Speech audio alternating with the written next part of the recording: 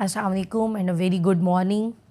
How are you all? Hope you people are doing very great. So we are now moving towards the chapter number 5, industry and competitors analysis. As you all know, you are we are actually studying the entrepreneurship, which is a subject that explores how the ideas turn into the whole business and how the businesses succeed in competitive environment. So in our last chapter previous we have discussed, we studied the business models. Business models, as I already told in the previous lectures of mine, as the business models are the engine of any successful business or the venture. So today we are starting the chapter number 5, which is the industry or the competitors analysis. So this chapter is very much important because no matter how good your business idea is, you must first understand the industry you are going to enter. So basically the understanding of industry in which you are entering and the competitors you will face. This is very much important. Without this knowledge, even the best ideas can fail. If I start, before going to start this chapter, I will begin this chapter by sharing you the example of Green Wallop. Green Wallop is actually the company that created stylish digital invitations to replace the paper cards. This founder is Sam Franklin, who noticed two things in this. The first thing which he noticed in that particular business is people wanted eco-friendly solutions. And the second thing is the printing of that particular papers are, printing and the mailing of that particular papers are, invitations was expensive and inconvenient. So by observing these two industrial trends, he created an opportunity. So Green Wallop succeeded because it carefully studied the industry and then the customer needs before launching. So if we see, we have a key lesson in this story. And what's that key lesson?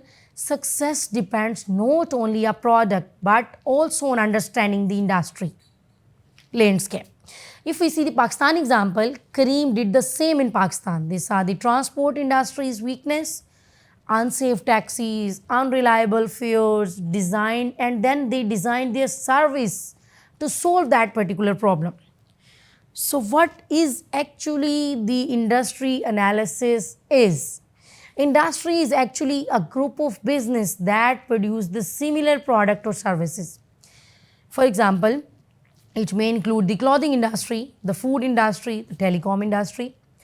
So industry analysis is the process of researching and then evaluating that particular industry to understand its structure, its growth, its potential opportunities, and the risk as well.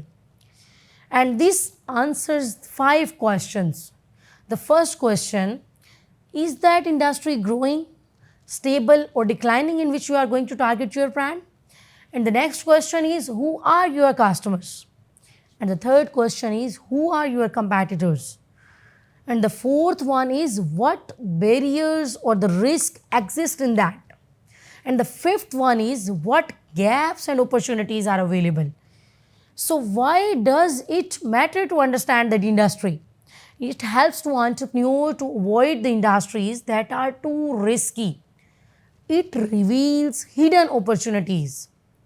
It guides strategy. It guides positioning.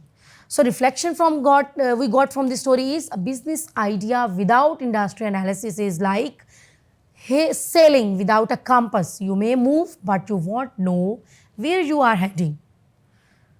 So studying industry trends. Industry analysis often starts by studying the trends. A trend shows the direction in which things are moving. So there are 2 major types of these trends. First, we have the environmental trends. In environmental trends, These are actually the large scale external forces that affect whole industries, all industries. It includes economic trends. In economic trends, we may have the inflation, we may have the unemployment, and we may have the interest rates. In economic trends, we may have the social trends as well. Social trends is actually changing the consumers' habits, like demand for healthier food. And the next, we may have the technological trend. Technological trends means mobile apps, which means automation, which means artificial intelligence, AI. So the next we have the other trend, we have political or the legal trends. In political and the legal trends, we may have the government policies, we have the trade laws, we have the tax rules. These are outside the entrepreneur's control. The policies, the laws, the rules, these are outside the entrepreneur's control, but they shape opportunities and the risks. If we see from Pakistani perspective, during the COVID-19, government restrictions like political trend forced the restaurants to close dining. So entrepreneurs who adopted that particular trend quickly to delivery online only survived. Others were got shut down. So this was the scenario of the trend. So the next we have the business trends. Business trends, these are actually the specific to an industry. They shape how that industry operates. For example, in fashion brands, fast changing designs, this is the trend. If we see in the food, so in food, demand for organic and hygienic meals is the trend. If we see in IT we have the rise of freelancing and outsourcing. And if we see another example, we have the Zameen.com. Zameen.com saw the business trend of property dealing moving online. So the next, if we see, we have the traditional brokers who ignored these lost businesses. So the key differences we can see in these trends is environmental trends affect all businesses, while business trends are industry specific, which is specific to one industry. So reflection we got from this is trends are like waves. Entrepreneurs who ride them successful, those who ignore them risk drowning. So partnering for success, what is the benefit or success for that particular partnership? So the book which we are following, 3 T's, shows us the 3 T's, 3 important resources entrepreneurs can use for industry research. So what are those 3 T's? The first one is trade associations. Trade associations are actually the organizations that support the businesses in a sector. For example, Pakistan Software Houses Associations for IT startups. We have the trade shows. Trade shows are actually the events where the businesses display their products and then they meet their customers and then they meet with their competitors, For example, ITC and Asia in Karachi. So the next we have the trade journals. Trade journals means the magazines, the websites that share the industry insights. For example, Aurora by Dawn for marketing trends. So why it is very much important? Because entrepreneurs cannot afford the expensive market research.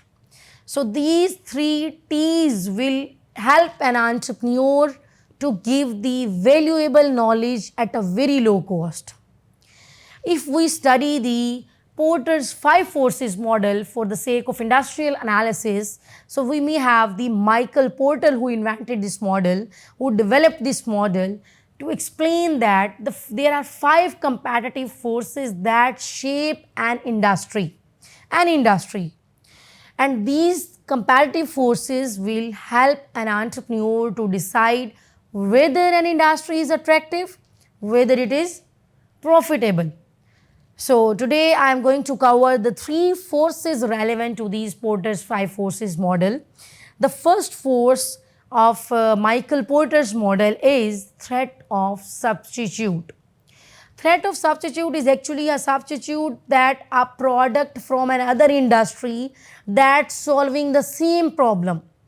If substitute is strong, your pricing power weakens. For example, tea is a substitute for the coffee. Buses are the substitutes for the ride-hailing apps. If we see like coffee shops, as you know, in Pakistan we have the Gloria Jeans coffee. The Gloria Jeans face strong substitution pressure from the tea dhabas, since most Pakistanis prefer chai. And reflection we got from this is that ask yourself, if customers don't buy my product, then what else will they choose? What will be the substitute for that particular product? So the next force we have is the threat of new entrants. This force actually measures how easy it is for the new firms to enter into the market. If entry is easy, then competition rises. Profits will fall. If entry is hard, then existing firms will enjoy more safety. And barriers to entry includes high cost, strong brands loyalty, strong legal restrictions. For example, in Pakistan, if we start a clothing boutique, so starting a clothing boutique is very easy, low entry barriers, so competition is high. In contrast, telecom requires heavy investment, licensing, so new entrants will be rare. Reflection we got from this is that industries with low entry barriers are crowded. Industries with high entry barriers are stable but difficult to enter. And the third force of that particular Porter's model is that rivalry among the existing firms. Rivalry is actually the intensity of competition among the current players, current businesses, current ventures. Many competitors are having the high rivalry. Few competitors are having the low rivalry. So if we see we have the telecom sector, in telecom sector we may have the Jazz, we have the Telenor, we have the Zong, we have the Ufone. It has fused rivalry leading to constant price wars. In Karachi, we have the biryani restaurants which also face extreme rivalry. Every area has dozens competing for the same customers. So reflection is that rivalry drives innovation, but it also reduces the profitability. So if I summarize my today's lecture, as you know, we started with the Green Wallop company. So Green Wallop showed that studying industry trends create many opportunities. Next, we discuss industry analysis. In industry analysis, we discussed that industry is vital to assess opportunities and the risks. We studied the two types of trends. Environmental trends, which is actually the big picture. We have studied the business trend, which is actually the industry specific picture. Then we studied that entrepreneurs can learn from the 3 T's: trade associations, trade shows, and trade journals. Next, at the last but not the least, we studied Porter's 5 forces model. Porter's 5 forces model explains industry competition. So today we covered all these: substitutes, entrants, rivalry among the existing firms. So in the next upcoming lecture, we will complete the model in which we will discuss the suppliers and the buyers. We will study the type of industries and we will learn the competitors analysis. Thank you so much.